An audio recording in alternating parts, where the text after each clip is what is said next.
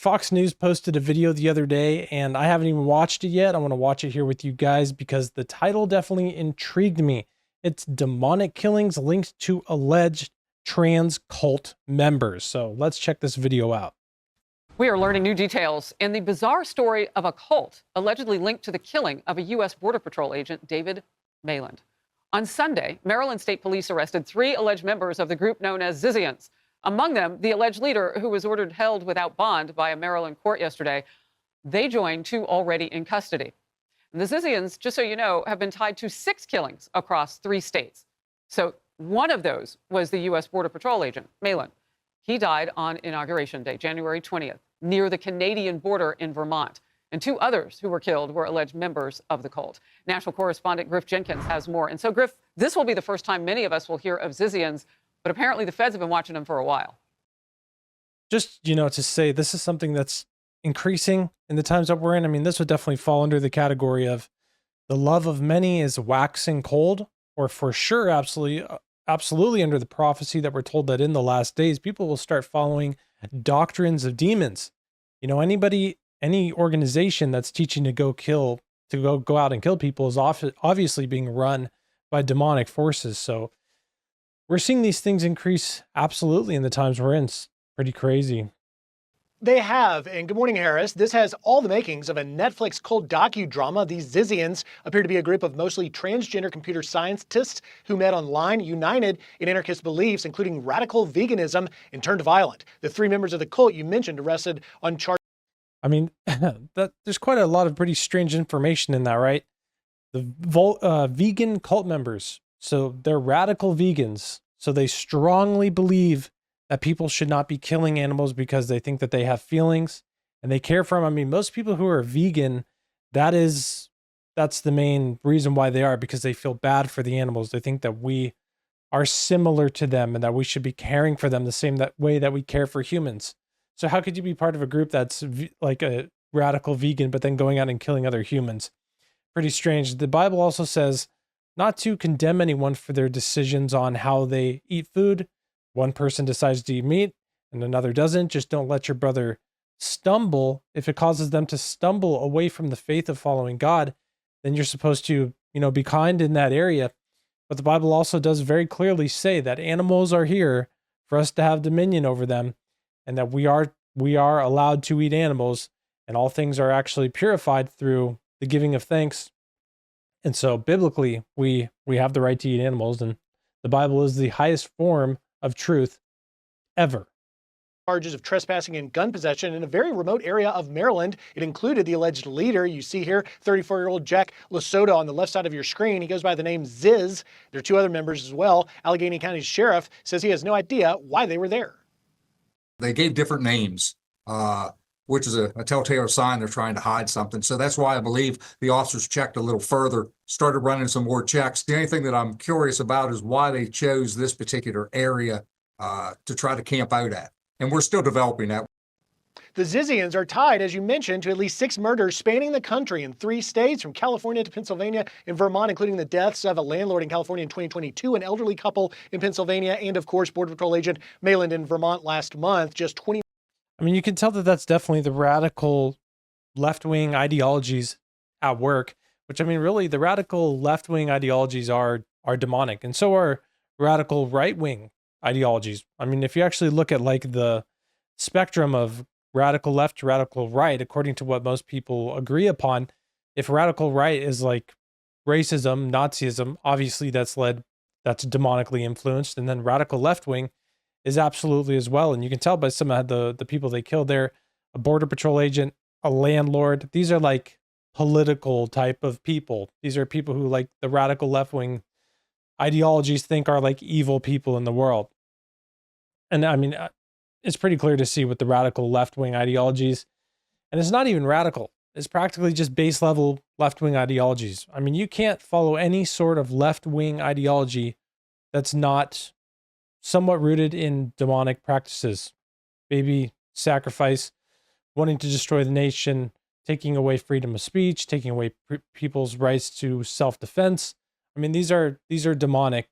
These are demonic. Demons want people to be against each other, and also they always deny the Lord Jesus Christ practically. I mean, they think it's funny to mock Jesus Christ.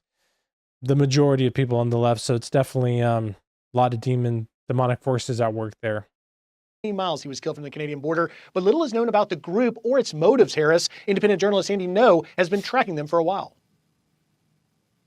I would describe some of the crimes that they're accused of as being demonic. You could say an elderly couple that were killed in Delaware County, Pennsylvania, were shot execution style in their homes on New Year's Eve a couple of years ago. FBI dropped the ball on this because the killings go back to 2022. But that last point, Harris, these three in Maryland, including the leader that's being held, the FBI, according to Maryland officials, have gotten very involved in this case, trying to put the pieces together. Harris? Yeah, I think it's so important what President Trump is doing now, because he is focusing on the southern border, but you often will hear him mention the northern border too. And we know that the numbers had started to tick up during the Biden's latter part of his administration. So there's work to do in the north, which is why the president's had all those conversations with Canada. And even at one point, Griff said that, hey, your option is to become the 51st state of the United States. He was joking, but we'll see.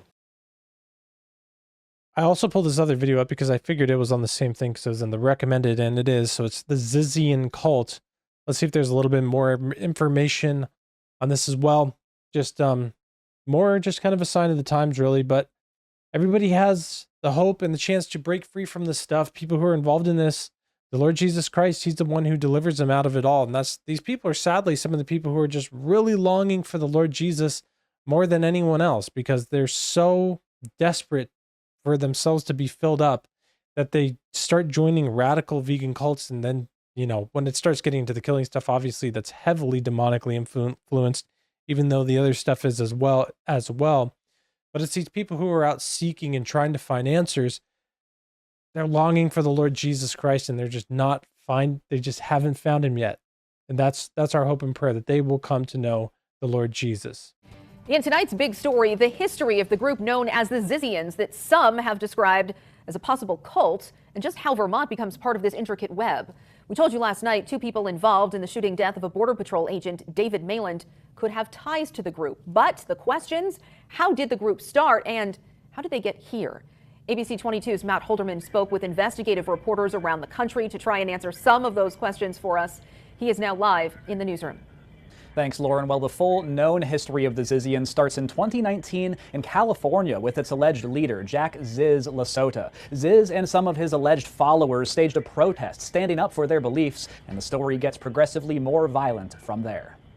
I just happened to be the reporter here at the Chronicle that covered this bizarre protest. Matthias Gaffney is an investigative reporter with the San Francisco Chronicle who unknowingly stumbled upon what would become one of the most bizarre investigations of his career back in 2019. Jack Ziz Lasota, a transgender tech whiz and devout vegan who had recently moved to the Bay Area, organized a group of people similar to him to protest a rationalist reunion. They showed up there in all black robes, in Guy Fawkes masks, with a school bus and a flatbed truck. They blocked the entrance and exit to this place and started handing out flyers. Now we know, these years later, that was really a launching point. Fast forwarding to 2022, according to reports, Lasota and his associates bought a World War II tugboat in Alaska and sailed it down to San Francisco Bay with plans to live on it. But eventually, the boat sank and the group abandoned it. His supporters and friends and family in California in the Bay Area had alleged that he died in a boating accident, and even his counsel told the court that. And the attorney told the judge that his client, Jack Lasota, was dead. The people who were on the boat with Lasota then turned to a landlord they met in the marina, Curtis Lind. According to court documents, after renting from Lind in Vallejo for a while, the group attacked him with knives and a samurai sword in November, with Lind fighting back, shooting and killing one of them, Emma Borhanian. About a month and a half later, a set of murders happened in Pennsylvania that seem unconnected on the surface until police arrested someone on an obstruction charge, Jack Ziz Lasota. You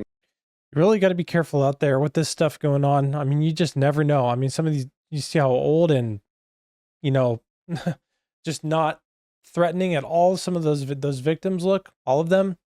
And then these people are just being outright attacked by these. It's just for sure the love of many growing cold. Got to be smart and got to be on top of it in the times we're in, because anything can happen these days. Jesus, protect us all, your people. According to the police record, he acted very bizarre. He pretended to be dead. The staff had to hold him up for the photo. Lesoto's bail was eventually lowered to $10,000 in 2023, which he paid and got out. Lesoto hasn't been seen since, but Zizian activity may still be ongoing. This year, Curtis Lind was set to testify as the lone witness in his own attempted murder case. And with a fading memory, his attorney filed paperwork to move his testimony up to happen as soon as possible. But on January 17th, Lind was found dead. Literally the next day, prosecutors alleged that Maximilian Snyder walked up to him in a cul-de-sac just outside of his property in Vallejo and stabbed him to death. He was the sole witness to one of their attacks, and that witness has now been murdered. Then just 3 days later was the deadly shootout in Vermont between U.S. Border Patrol agents and the team of Teresa Youngblood and Felix Bockholt, who allegedly preferred the names Milo and Ophelia. Youngblood had filed for a marriage license with Snyder, the man accused of killing Lind in Vallejo. It was at this point some of the possible connections became clear, especially with court documents suggesting Youngblood could be linked to other violent cases across the nation. What's scary about it is that there are people who are at large. It almost sounds like it's been written by AI. It's so unbelievable that if the allegations are true, there was an extremist cult killing people for several years, and federal authorities completely missed the seriousness of this. Now, Maximilian Snyder and Teresa Youngblood both have more court dates coming up. Snyder will have his first hearing next week, and Youngblood will be back in federal court in May to answer to charges connected to her role in the shooting death of Agent Mayland. So that is pretty wild to see. You know, the FBI kind of did sounds like they kind of let the ball down there.